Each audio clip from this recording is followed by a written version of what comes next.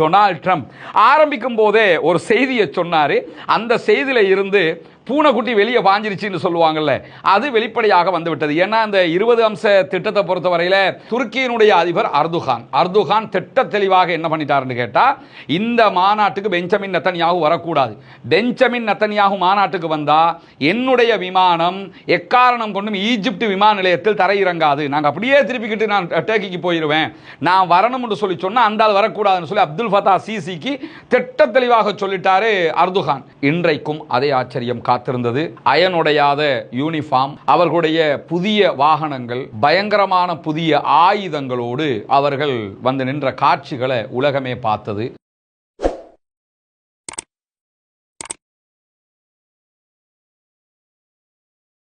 அன்பிற்கினிய சகோதர சகோதரிகளை, நம் அனைவர் மீதும் ஏக இறைவனுடைய அமைதியும் கருணையும் உண்டாகட்டுமாக என்கிற உயரிய பிரார்த்தனைகளோடு பாலஸ்தீனத்தினுடைய காசா மீதான இஸ்ரேலிய ஆக்கிரமிப்பு ராணுவத்தினுடைய தாக்குதல்கள் ஆரம்பிக்கப்பட்டு 738வது நாளிலே நாம் அத்தனை பேரும் நின்று கொண்டிருக்கக்கூடிய இந்த தருணம் பாலஸ்தீனத்தில் மீண்டும் சமாதானம் அறிவிக்கப்பட்டு 3வது நாளாகவும் இருக்கிறது. இன்றைய நாள் இஸ்ரேலிய பிரதமர் பெஞ்சமின் நெதன்யாகு அபிஷியலாக இனிமேல் யுத்தம் நின்றுவிட்டது, இனிமேல் சண்டை இல்லை என்று அறிவித்திருக்கக்கூடிய செய்திகளும் வெளியாகி இருக்கக்கூடிய சூழல்ல இன்றைய நாள் நமக்கெல்லாம் தெரியும், பாலஸ்தீன விடுதலை அமைப்பை சேர்ந்தவர்கள் 20 பணைய கைதிகள் உயிருள்ளவர்களை விடுதலை செய்திருக்கிறார்கள். அவங்க கிட்ட இருந்த அத்தனை உயிருள்ள பணைய கைதிகளும் இன்றைய நாளில் விடுதலை செய்யப்பட்டிருக்கிறார். அதே நேரம் இஸ்ரேலிய ஆக்கிரமிப்பு அரசாங்கமும் அவர்களுடைய சிறைச்சாலைகளில் இருந்த கிட்டத்தட்ட 2000 பாலஸ்தீனர்களை விடுதலை செய்திருக்கிறார்கள். இன்னும் 18,000 பேருக்கு மேல இருக்கிறாங்க என்கிற செய்திகளும் தனியாக இருக்கக்கூடிய நேரத்தில் இந்த ஒப்பந்த பிரகாரம் 2000 பேர் விடுவிக்கப்பட்டிருக்கிறார்கள்.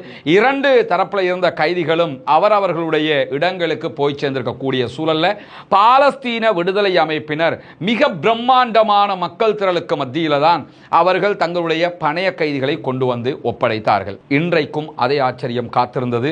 அயனுடையாத யூனிஃபார்ம், அவர்களுடைய புதிய வாகனங்கள், பயங்கரமான புதிய ஆயுதங்களோடு அவர்கள் வந்து நின்ற காட்சிகளை உலகமே பார்த்தது. பாலஸ்தீன விடுதலை அமைப்பை தோற்கடிக்க முடியாமல் கடைசியில ஒரு சமாதான ஒப்பந்தத்தினூடாகவே பணைய கைதிகளை மீட்டுக் கொண்டிருக்கிறது இஸ்ரேலிய ஆக்கிரமிப்பு அரசாங்கம் என்கிற நிலையில எது எப்படி போனாலும் அமைதி திரும்பி இருக்கிறது காசாவுக்குள். இன்று முதல் காசாவுக்குள் ஒரு நாளைக்கு 600 ட்ரக்குகள் வீதம் உணவுகளும் மருந்துகளும் உள்ளே நுழையும்.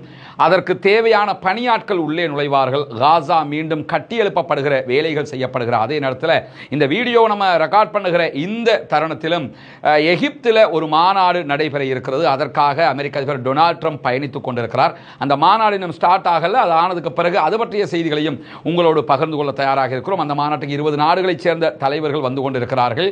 இந்த நேரத்தில் ஈரானுடைய அதிபரும் ஈரானுடைய வெளியுறவு அமைச்சரும் அந்த மாநாட்டுக்கு பங்கெடுக்கவில்லை. ஆனால் பாலஸ்தீன சமாதானத்திற்கு எப்போதும் நாங்கள் ஒத்துழைப்பாக இருப்போம் என்கிற செய்திகளை சொல்லியிருக்கிறார்கள். இதே நேரம் சவுதி அரேபியாவும் தன்னுடைய பங்களிப்பதிலே இருப்பதான எந்த தகவல்களையும் வெளியிடவில்லை என்பதையும் நம்ம இந்த இடத்துல புரிந்து கொள்ளுகிற அதே நேரத்தில் இன்றைக்கு நடைபெற்ற மிக முக்கியமான பல சம்பவங்கள் இருக்கிறது. குறிப்பாக அமெரிக்க அதிபர் டொனால்ட் ட்ரம்ப் இஸ்ரேலுடைய பாராளுமன்றம் நெசட்ல உரையாற்ற இருந்தார். நீண்ட நெடிய ஒரு உரையாக இருந்தது. ஆனால் அந்த உரையாற்ற ஆரம்பிக்கும் போதே ஒரு சம்பவம் நடைபெற்றது. அவர் உரையாற்றுவதற்கு அமர்ந்திருக்கக்கூடிய காட்சிகளை தான் வந்திருக்கக்கூடிய காட்சிகளை தான் நீங்க பார்க்குறீங்க. அவர் உரையாற்ற ஆரம்பிக்கும் போது இஸ்ரேலிய பாராளுமன்றத்தினுடைய 2 முக்கியமான எம்பிக்களாக இருக்கக்கூடிய ஐமன் அவுதா, ஆஃபர் காசிப் ஆகிய 2 பாராளுமன்ற உறுப்பினர்களும் வெளிப்படையாகவே எழுந்து இஸ்ரேலிய பிரதமருக்கும் அமெரிக்க அதிபருக்கும் எதிராக மிக தைரியமான குரலை எழுப்பியிருந்தார்கள். இந்த 2 பேருமே அமெரிக்க அதிபர் பேச ஆரம்பிக்கும் போதே ஜினசைட்டை நீங்க முதல்ல உலகம் முழுவதும் நிறுத்தணும், நீங்க பெரிய ஜினசைட் பண்ணிட்டீங்க காசாவில், அதே நேரத்தில் பாலஸ்தீனத்தை தனி நாடாக அங்கீகரிக்க வேண்டும் என்கிற கோரிக்கைகளை பகிரங்கமாக எழுந்து சொன்னார்கள். அப்படி அவர்கள் சொல்லுகிற நேரம் அவர்கள் நெசட்ல இருந்து பாராளுமன்றத்தில் இருந்து வெளியேற்றப்படுகிற காட்சிகளை தான் பார்க்குறீங்க. இங்க என்ன நம்ம யோசிக்கணும் என்று கேட்டா, நெசட் என்பது இஸ்ரேலிய பாராளுமன்றம் என்பது ஸ்ரீலங்கான பார்லிமெண்ட் மாதிரி கிடையாது, அல்லது இந்தியாவினுடைய மற்ற நாடுகளுடைய பார்லிமெண்ட் மாதிரி கிடையாது. உலகத்திலேயே மனிதநேயம் மறந்துக்கும் இல்லாத ஒரு கூட்டம் இருக்கக்கூடிய பாராளுமன்றம் அது. காசாவில் இத்தனை ஆயிரம் படுகொலைகளை செய்தவர்களுக்கு சின்ன ஒரு மன உறுத்தல் கூட இல்லாமல் இருக்கிறார்கள் என்பதை நம்ம கண்ணுக்கு முன்னாடி பார்க்க முடிகிறது. இவ்வளவு அழிவுகளை செய்கிறவர்களுக்கு ஆஃபர் காசிஃபோ அல்லது ஐமன் அவுதா அவர்களோ பெரிய ஆட்களே கிடையாது. ஆனாலும் அதை தெரிந்து கொண்டேதான் இந்த 2 பேருமே இப்ப இருக்கிற இஸ்ரேலுடைய எல்லைக்குள்ள, அதாவது ஆக்கிரமிக்கப்பட்ட பாலஸ்தீனம், பழைய பாலஸ்டைன், இப்ப இருக்கிற இஸ்ரேலுடைய எல்லைக்குள்ள பிறந்து வளர்ந்தவங்க, அங்கேயே தொழில்களை செய்தவர்கள், அங்கேயே வாழுகிறவர்கள், அங்கிருக்கக்கூடிய மக்களிடத்திலேயே எலெக்ஷன் கேட்டு தேர்தலில் ஜெயிச்சு வந்திருக்கக்கூடியவங்க. இந்த யுத்த காலத்தில் ஏற்கனவே ஆஃபர் காசிப் அவர்களுக்கு 6 மாதங்களுக்கு மேல பார்லிமெண்ட்டுக்கு வர்றதுக்கு தடையையும் பாராளுமன்றம் கொண்டு வந்திருந்த நிலையில மீண்டும் அவர் அனுமதிக்கப்பட்டிருந்தார். இன்றைக்கு அமெரிக்க அதிபர் டொனால்ட் ட்ரம்ப் வருகிற நேரத்தில் தைரியமாக எழுப்பி நின்று நீங்க பாலஸ்டைனை தனி நாடாக அங்கீகரிக்கணும் என்கிற அழகான தத்துவார்த்தமான வார்த்தைகளை வெளிப்படையாகவே பேசினார் என்கிற சம்பவம் மிக தெளிவாக இன்றைக்கு நடந்தேறி இருக்கிறது. டொனால்ட் ட்ரம்ப் ஆரம்பிக்கும் போதே ஒரு செய்தியை சொன்னாரு.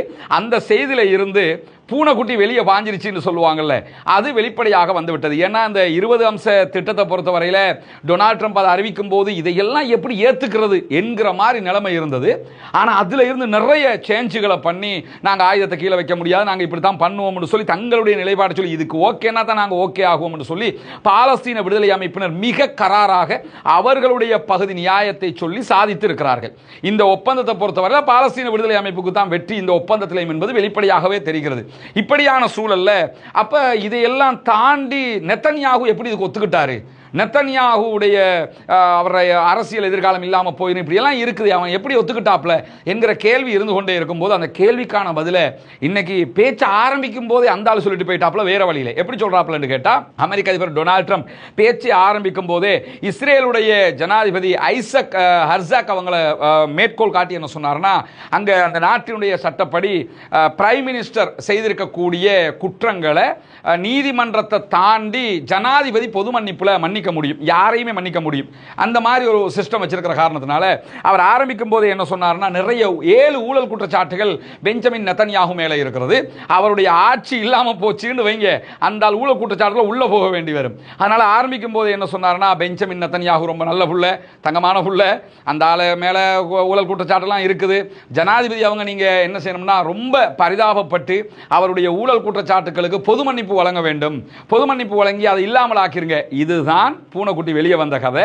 என்னன்னா, ஊழல் குற்றச்சாட்டுல இருந்து உன்னை கலட்டி விட்டு உன்னை மன்னிச்செல்லாம் விட்டுத, நீ சமாதானத்துக்கு உடனே வந்துடும், இனிமே சண்டை பிடிச்சிக்கிட்டு தலையடியை தந்துக்கிட்டு இருக்க கூடாது, நீ உன்னால ஜெயிக்கவும் முடியாது, அதே நேரத்தில் யுத்தத்தை நிறுத்தவும் முடியாதுன்னு தடுமாறிக்கிட்டு இருக்க, யுத்தத்தை நான் நிறுத்தி தந்துடுறேன், உன்னை ஊழல் குற்றச்சாட்டுல இருந்து காப்பாற்றி விட்டுறேன், இதுக்கு பிறகு ஜெயிலுக்கு போகாம வாழ்ந்து களி தின்னாம வாழ்ந்துட்டு போயிடலாம் என்கிற ஒரு ஆஃபர் அவருக்கு கொடுக்கப்பட்டிருக்கிறது. அதை இன்றைக்கு இந்த ஆளை நம்பியெல்லாம் எவ்வளவு பேசுவாங்களா? அமெரிக்க அதிபரை பொறுத்தவரையில் மைண்ட் வாய்ஸையே வெளியில பேசக்கூடிய ஒரு ஆள், வெளியில பேச வேண்டியதை மட்டும் மைண்ட் வாய்ஸ் மாதிரி வச்சுக்கிட்டு இருப்பாரா? அதை ஓப்பனாக பேசிட்டாரு என்கிற செய்திகள் இன்றைக்கு வெளியாகி இருக்கும் போது, இன்றைய நாளில் நடைபெற்றிருக்கக்கூடிய பாராளுமன்ற உரையில பெஞ்சமின் நெத்தன்யாகு அரபு நாடுகளை எல்லாம் பாராட்டினாரு. அதே நேரத்தில் இந்த ஒப்பந்தம் என்பது இஸ்ரேலுக்கான ஒப்பந்தம் என்று திரும்பவும் என்ன பண்ணாருன்னு அவங்கள தலையில முலக அரைச்சாரு, எல்லாத்தையும் பண்ணிட்டாரு. பண்ணதுக்கு பிறகு அமெரிக்க அதிபரை விழித்து பெஞ்சமின் நெத்தன்யாகு என்ன பண்ணாருன்னு கேட்டா, ஜால்ரா இருக்குதுல்ல, அங்க தமிழ்நாட்டுடைய பாலிட்டிஷியன், ஸ்ரீலங்காவுடைய பாலிட்டிஷியன்ஸ் எல்லாருமே தோத்து போயிடுவாங்க. அந்த அளவுக்கு ஜால்ரா அமெரிக்க அதிபருக்கு நெத்தன்யாகு. என்ன எல்லாம் சொல்றாருன்னு கேட்டா, நாங்க இந்த ஒப்பந்தத்தை கொண்டு வர்றதுக்கு நீங்க தான் எல்லாத்துக்குமே காரணம், இந்த மாதிரி ஒரு ஒப்பந்தத்தை யாராலையுமே பண்ண முடியாது, உங்களால மட்டும்தான் பண்ண முடியும் இந்த 20 வருஷ தீர்மானம்.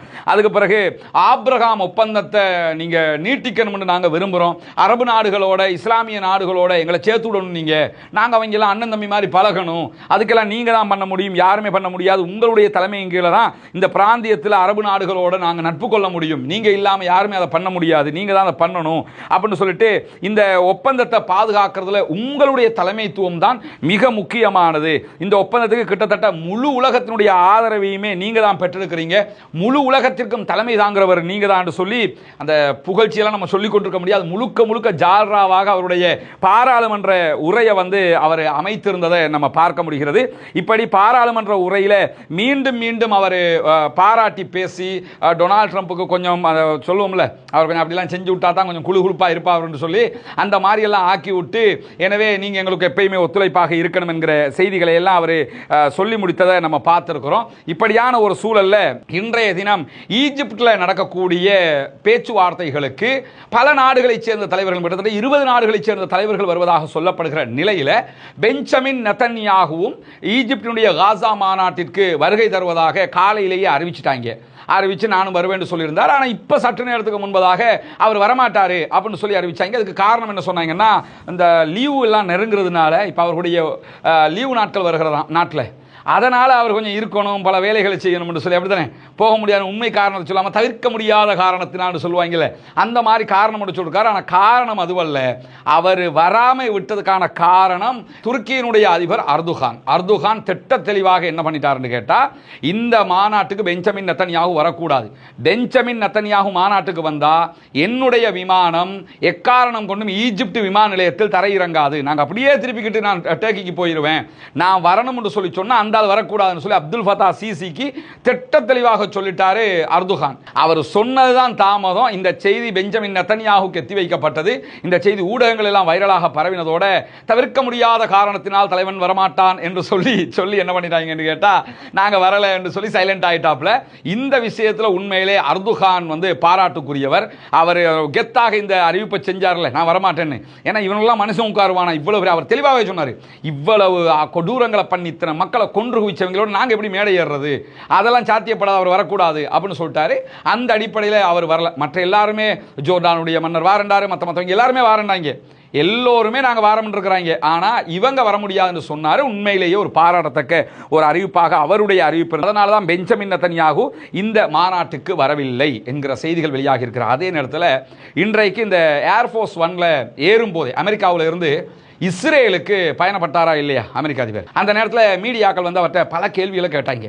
கேட்கும்போது இந்த டொனால்ட் ட்ரம்ப் அடிக்கடி சொல்லுவோம்ல, குடிகாரம் பேச்சு தான் விடிஞ்சா போச்சுன்னா டொனால்ட் ட்ரம்போட பேச்சு அப்போவே போச்சுங்கிற மாதிரி என்ன கேட்டாங்கன்னு சொல்லி சொன்னால், நீங்கள் பாலஸ்தீன விடுதலை அமைப்பு ஆயுதத்தை கீழே வைப்பாங்க, சரண்டர் ஆகுவாங்க இதெல்லாம் நீங்கள் சொன்னீங்க, ஆனால் அது எதுவுமே நடக்கலை, இப்போ எல்லா ஒப்பந்தம் எல்லாமே முடிஞ்சு போச்சு, ஆனால் அவங்க ஆயுதத்தை கீழே வைக்க மாட்டேன்னு சொல்லிக்கிட்டு இருக்கிறாங்களே, இதுக்கு என்ன காரணம் என்று கேட்கும்போது நிஜமான யதார்த்தமான காரணத்தை வெளிப்படையாகவே பேசியிருந்தார் அமெரிக்காவினுடைய அதிபர் டொனால்ட் ட்ரம்ப். என்ன சொன்னார்னா, ஒரு யதார்த்தமான பேச்சு தான் அது. இன்றைக்கு ரோயா நியூஸ் ஏஜென்சி இதை அழகாக தொகுத்து வெளியிட்டிருக்கிறாங்க. அதில் அவர் டொனால்ட் ட்ரம்ப் என்ன சொல்கிறாருன்னு சொன்னால், காசாவை மொத்தமாக இஸ்ரேல் அழித்திருக்கிறது, காசாவில் 60,000க்கு மேற்பட்டவங்க கொல்லப்பட்டிருக்கிறாங்க. உண்மையிலேயே கொல்லப்பட்டவர்களுடைய எண்ணிக்கை வேற, ஆனால் அவர் சொன்னதை தான் நான் சொல்கிறேன், 60,000க்கு மேற்பட்டவங்க கொல்லப்பட்டிருக்கிறாங்க. இப்படியான நிலையில் பாலஸ்தீன விடுதலை அமைப்பினுடைய ஆயுதம் தொடர்பாக என்ன நிலைப்பாடு எடுத்திருக்கிறீங்க? அவங்க இப்போ எல்லா இடத்துலையும் போலீஸை இறக்கியிருக்கிறாங்க, அவங்களுடைய இராணுவத்தை இறக்கியிருக்காங்க, அவங்க திருப்பி ஆயுதத்தோடு தானே நிற்கிறாங்க என்று ஒரு பத்திரிகையாளர் கேட்கும்போது திரும்பவும் அதுக்கு என்ன விளக்கம் சொல்கிறாருன்னு சொல்லி சொன்னால், அவங்க ஆயுதத்தை வச்சுக்கிட்டு இருக்கிறது எங்களுக்கும் தெரியும், ஆயுதத்தை ஒரு குறிப்பிட்ட காலத்துக்கு அவர்கள் வைத்துக் கொள்ளலாம் என்று நாங்களே அனுமதி கொடுத்துட்டோம் அப்படிங்கிறாரு. அது ஏன் அனுமதி கொடுத்தீங்க என்றதுக்கு அவர் சொல்லுகிற பதிலே என்னன்னா, நம்ம சிலதை யோசிக்கணும், முழு நாடுமே அழிக்கப்பட்டிருக்குது, எல்லாமே இல்லாமலாக்கப்பட்டிருக்கு, அப்போ அவங்கள கண்ட்ரோல் பண்ணுறதுக்கான காலக்கெடு தேவை, எனவே அவங்க நாட்டை கண்ட்ரோல் பண்ணுறாங்கிறது எங்களுக்கு தெரியுது, ஆயுதத்தை வச்சுக்கிட்டு இருக்கிறாங்கிறது தெரியுது, நாங்கள் அவங்களுக்கு தேவையான காலக்கெடுவை கொடுத்துருக்கிறோம் என்று வெளிப்படையாகவே என்ன பண்ணிட்டாருன்னா இந்த செய்திகளை சொல்லியிருக்கிறார். ரோயா நியூஸ் ஏஜென்சி இது ஒரு பெரிய முக்கியமான செய்தியாக வெளியிட்டு மற்ற ஊடகங்களும் இதை வெளியிட்டிருக்கக்கூடிய காட்சிகளை நம்ம பார்க்கலாம். எனவே இதிலிருந்து தெரிய வருகிற முக்கியமான செய்தி என்னன்னு கேட்டால், பாலஸ்தீன விடுதலை அமைப்பினர் ஆயுதத்தை கீழே வைக்க மாட்டோம், சரணடைய மாட்டோம் என்பதில் தெளிவாக இருந்திருக்கிறார்கள். அதைத்தான் அவங்க திரும்ப திரும்ப சொன்னாங்க. பெஞ்சமின் நெத்தன்யாகு இன்னைக்கும் பார்லிமெண்ட்ல என்ன சொல்றாருன்னா, இப்ப கீழே விழுந்தாலும் மீசல மண்ணொட்டலடா இந்த மாதிரி பேசணும்ல, அது மாதிரி நாங்கள் சண்டையில் அடைய முடியாததை சமாதானத்தில் அடைந்து விட்டோம், சண்டையில் அடைவோம் என்று சொன்னது என்னன்னு கேட்டால், காசாவுக்குள்ள நுழைவோம், பாலஸ்தீன விடுதலை அமைப்பை அழிப்போம், பாலஸ்தீன விடுதலை அமைப்புடைய ஆட்சியை கைப்பற்றுவோம், பணைய கைதிகளை சண்டையினூடாக மீட்டு கொண்டு வருவோம். இந்த 3 டாஸ்க் அவங்க வச்சுக்கிட்டு இருந்தது. இந்த 3 டாஸ்கையுமே அவங்களால சண்டையில் அடைய முடியலை. சரி, சமாதானத்தில் எதை அடைஞ்சாங்கன்னு சொன்னால், பாலஸ்தீன விடுதலை அமைப்பிட்ட இருந்து அவருடைய பணைய கைதிகளை சமாதானத்தினூடாக மீட்டெடுத்திருக்கிறார்கள். பாலஸ்தீன விடுதலை அமைப்பினுடைய ஆயுதங்களை கீழே வைக்க முடியலை, அவங்களை அழிக்க முடியலை, அவருடைய ஆட்சியை பறிக்க முடியவில்லை. எனவே இந்த யுத்தத்தில் வெளிப்படையாக 100% தோல்வி அடைந்திருக்கிறார்கள் என்பதை உலகமே ஒப்புக்கொள்கிறது. பாலஸ்தீன விடுதலை அமைப்பினரும் ஆயுதங்களை கீழே வைக்க மாட்டோம் என்பதில் தெளிவாக இருக்கிறார்கள். அமெரிக்காவும் அதற்கு ஒப்புக்கொண்டிருக்கக்கூடிய செய்திகளை தான் அமெரிக்க அதிபர் டொனால்ட் ட்ரம்பும் சொல்லி இருக்கிறார். தொடர்ந்தும் இணைந்திருங்கள். அமெரிக்க அதிபர் டொனால்ட் ட்ரம்ப் தற்போது ஈஜிப்டுக்கு பயணமாகி கொண்டிருக்கிறார். ஈஜிப்டில் என்னவெல்லாம் நடைபெறுகிறது, என்னவெல்லாம் பேசுகிறார்கள், அங்கு நடக்கக்கூடிய மற்ற அப்டேட்டுகள் என்ன என்பதையும் நம்முடைய ரஸ்மின் நியூஸ் மற்றும் ரஸ்மின் டாக்ஸ் ஆகிய 2 சேனல்களையும் வீடியோக்கள் வெளியாகி கொண்டே இருக்கிறது. அனைத்திலும் இந்த உண்மை செய்திகளை நீங்கள் உடனுக்குடன் தெரிந்து கொள்ள முடியும். பாலஸ்தீனம் வெற்றி பெற வேண்டும், பாலஸ்தீனம் சுதந்திரம் அடைய வேண்டும், பாலஸ்தீன மக்கள் நம்மை